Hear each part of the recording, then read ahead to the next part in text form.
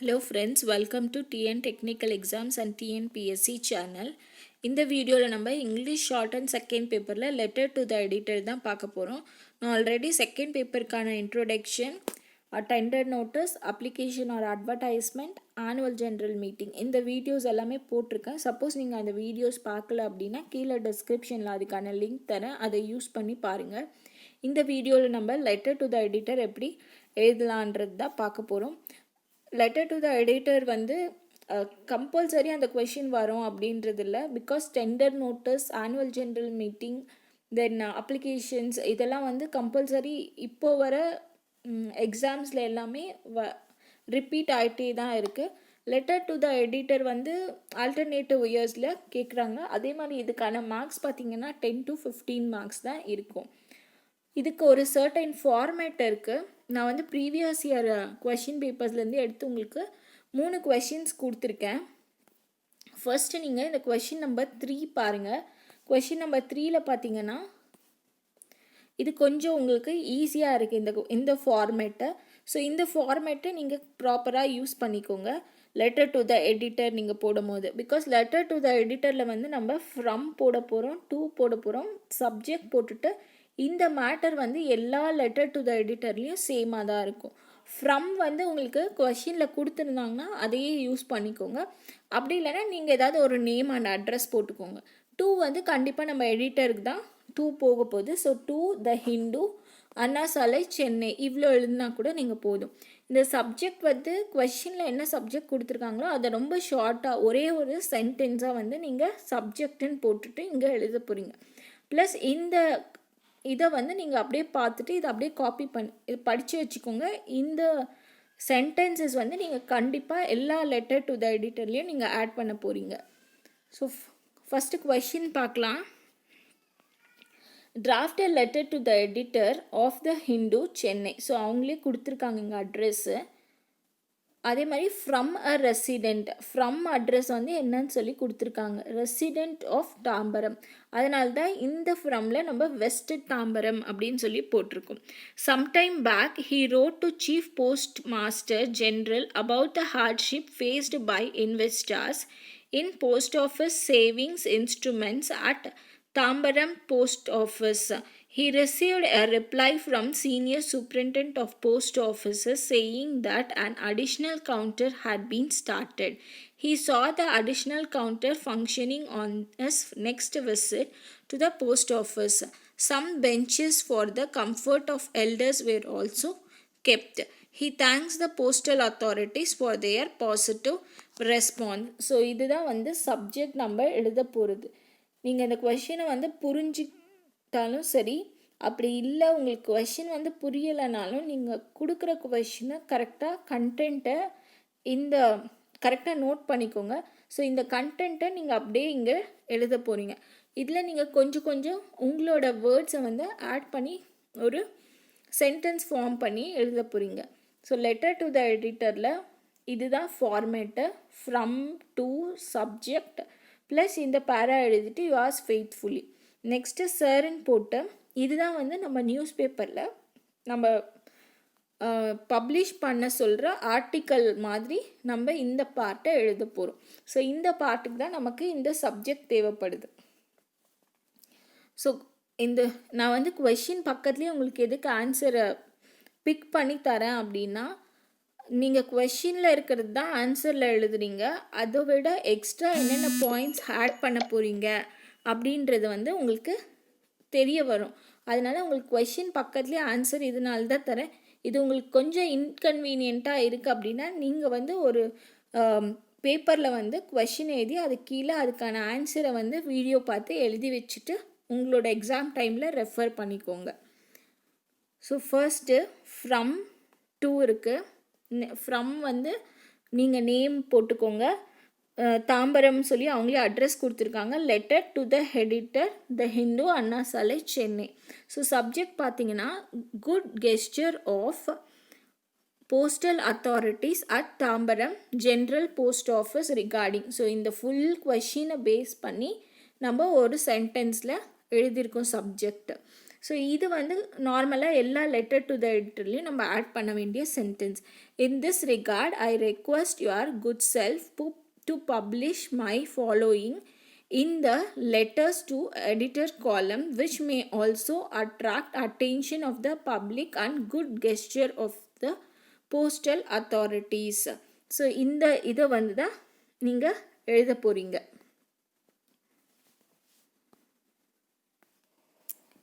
So உங்களுக்கு இந்த sentence வந்து கஷ்டமாக இருக்குது அப்படின்னா ஜஸ்ட் சிம்பிளாக எழுதிக்கோங்க. ஐ request you to in this regard I request you to publish the following article in your newspaper in letters to editor column இப்படின்னு சொல்லி நீங்கள் சிம்பிளாக கூட சென்டென்ஸ் எழுதிக்கலாம். இந்த சென்டென்ஸை நீங்கள் நார்மலாக எழுதி படித்து வச்சுக்கோங்க. அதாவது நீங்கள் எழுத போகிறது வந்து in this regard I request you to publish the following article in the letters to editor column in your newspaper அப்படின்னு சொல்லி போடலாம். இந்த மாதிரியும் நீங்கள் எழுதலாம். ஸோ சப்ஜெக்ட் மட்டும் கொஷின்லேருந்து ஒரு சென்டென்ஸில் எழுதிட்டு இந்த சென்டென்ஸை வந்து நீங்கள் இந்த மாதிரி சிம்பிளாக கூட முடிச்சுக்கலாம். In this regard I request you to publish the following article you to publish the following article. So இதுதான் அந்த ஆர்டிக்கல், ஃபாலோயிங் ஆர்டிக்கல் இந்த letters to editor column.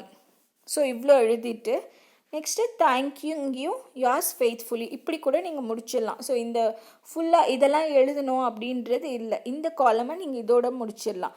So in this regard I request you to publish my following article இல்லைன்னா my article in the letters to the editor column அப்படின்னு சொல்லி போட்டுருங்க. Next sir, in the subject it is very gratifying to note that sometime back I wrote a letter to the Chief Postmaster General Chennai about the hardship faced by the investors in post office, especially by senior citizens and differently disabled persons. So இங்கே கொஷினில் கொடுத்துருக்கிறது தான் அப்படியே எழுதியிருக்காங்க. நீங்கள் இதில் இருக்கிறது தான் எழுதணும் அப்படின்றதுல நீங்கள் கொஷினில் என்ன நோட் பண்ணியிருக்கீங்களோ அதை அப்படியே எழுத போகிறீங்க. ஸோ அவங்க வந்து கொடுத்த கம்ப்ளைண்ட், போஸ்ட் மாஸ்டர் கிட்ட கொடுத்த கம்ப்ளைண்ட் வந்து போஸ்ட் மாஸ்டர் வந்து கரெக்டாக ரெஸ்பாண்ட் பண்ணி நெக்ஸ்ட் டைம் அவங்க விசிட் பண்ணும்போது பார்த்தீங்கன்னா ஒரு புது கவுண்டரையும் எக்ஸ்ட்ரா பெஞ்சஸையும் சீனியர் சிட்டிசன்ஸ்க்காக ஸ்டார்ட் பண்ணியிருந்தாங்க அப்படின்றத தான் நீங்கள் இந்த ஆர்டிக்கலில் எழுத போகிறீங்க. ஸோ கொஷின் அப்படியே காப்பி பண்ணிக்கோங்க, கொஷின்லேருந்து நீங்கள் சென்டென்ஸ் ஃபார்ம் பண்ணி எழுதிக்கோங்க. பிகாஸ் உங்களுக்கு ஃபார்மேட் தான் ரொம்ப இம்பார்ட்டண்ட்டு. அதே மாதிரி லெட்டர் டு எடிட்டருக்கு உங்களுக்கு 10 to 15 மார்க்ஸ் தான் இருக்குது. நீங்கள் ஃபார்மேட்டை கரெக்டாக எழுதினாலே உங்களுக்கு பாதி மார்க் கண்டிப்பாக கிடைச்சிரும். ஸோ இந்த வரைக்கும் நீங்கள் வந்து ப்ராப்பராக எழுதிடுவீங்க. இந்த சப்ஜெக்டை மட்டும் நீங்கள் என்ன ரிசீவ் பண்ணுறீங்களோ கொஷினில் அதை அப்படியே எழுதிக்கோங்க. Tambaram saying that an additional counter has been started. On my next visit to post office for some transaction, I saw additional counters functioning. Some benches for the comfort of the elders were also kept. I am very glad to make note that the postal authorities acted positively, taking into account the plight of senior citizens, etc. in particular and other general public in general. So இங்கே வந்து நம்ம எந்த thank you அதெல்லாம் எதுவுமே add பண்ண வேண்டியதில்லை. So இதோடு நீங்கள் முடிச்சிடலாம். இங்கே தான் நீங்கள் yours faithfully வந்து இந்த லெட்டருக்கான தான் yours faithfully. So next second question, draft a letter to the editor of the Hindu, Chennai regarding the article titled Health and Hygiene published in the issue dated 10th July. The article was very informative and valuable guidance from many doctors had been included. The problem of cleaning up the waterways and improved garbage clearance had been dealt with in detail. But you cannot agree with the author of the article that killing of stray dogs alone would prevent rabies and you suggest that proper use of vaccines and sterilization of dogs are also important. Request the editor to publish such useful article more frequently in their newspaper along with details of voluntary agencies working in this field in order to create awareness among the public. So இதுதான் letter to editor. உங்களுக்கு வந்து annual general meeting tender notice மாதிரி எல்லா சென்டென்ஸும் வந்து ரிப்பீட்டடாக வராது. So பேசேஜுக்கு ஏற்ற மாதிரி ஆக்சிடென்ட்லேயும் லெட்டர் டு த எடிட்டர்லேயும் பேசேஜுக்கு ஏற்ற மாதிரி சென்டென்சஸ் சேஞ்ச் ஆகும். ஸோ இதுதான் இவங்க கொடுத்துருக்கிறது. ஆல்ரெடி ஒரு ஆர்டிக்கல் ஹெல்த் அண்ட் ஹைஜீன்ற டாப்பிக்கில் வந்து பப்ளிஷ் பண்ணியிருக்காங்க.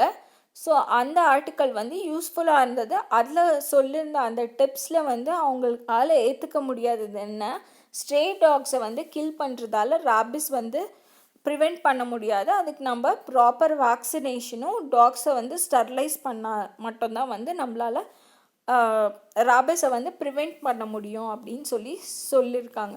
ஸோ இதுதான். ஸோ இவங்க வந்து இது வந்து ஒரு ஆர்டிக்கல் பப்ளிஷ் பண்ண சொல்லி இவங்க கேட்குறதில்ல. பப்ளிஷ் ஆன ஆர்டிக்கலுக்கு ஒரு தேங்க் பண்ணுற மாதிரி ஒரு லெட்டரோ ஒரு சஜஷனை தான் கொடுக்குறாங்க. ஸோ இதுக்கு வந்து நம்ம ஃப்ரம் டு எழுதிட்டு சப்ஜெக்டில் டைரெக்டாகவே மேட்டர் என்ன அப்படின்றத எழுதிடலாம். நம்ம ஒரு ஆர்டிக்கல் வந்து லெட்டர் டு த எடிட்டர் காலமில் பப்ளிஷ் பண்ணணுன்னா தான் நம்ம அந்த தேர்ட் கொஷின் பார்த்த மாதிரி எழுதணும். இந்த செகண்ட் கொஷினுக்கு வந்து நம்ம டைரெக்டாக ஒரு லெட்டர் எழுதுகிற மாதிரி எழுதிட்டு போயிடலாம்.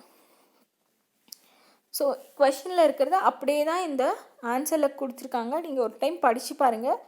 இங்கே தான் கீழே தேங்கிங் யூ யுவர்ஸ் ஃபெய்த்ஃபுல் இதெல்லாம் வந்து ஜென்ரல் லெட்டர் ஃபார்மேட்டில் தான் கொடுத்துருக்காங்க.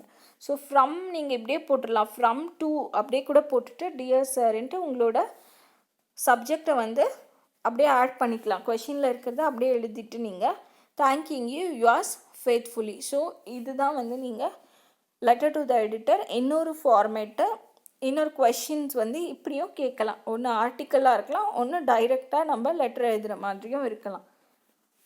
நெக்ஸ்ட்டு ஃபஸ்ட்டு கொஷின் பார்த்தீங்கன்னா ப்ளைட் ஆஃப் த நிதிஸ் சொல்லி கொடுத்துருக்காங்க. இதில் வந்து write a letter to the editor of a leading daily regarding the plight of nidis. The Reserve Bank of India, reserve பேங்க்லேருந்து ஒரு ரீசெண்டாக ஒரு நோட்டிஃபிகேஷன் வந்திருக்கு. அந்த நோட்டிஃபிகேஷனுக்கான இம்பேக்டை பற்றி தான் நம்ம வந்து எழுத போகிறோம். ஆர்டிக்கலை நீங்கள் வந்து பப்ளிஷ் பண்ணுங்கள் அப்படின்னு சொல்லிட்டு தான் இந்த கொஷின் இருக்குது. ரீசன்ட் நோட்டிஃபிகேஷன் என்னென்னு பார்த்தீங்கன்னா withdrawing the exemption hitherto availed by the nidis and fixation of 15% interest ceiling on deposit will ruin financial institution, especially those functioning very well in the southern region.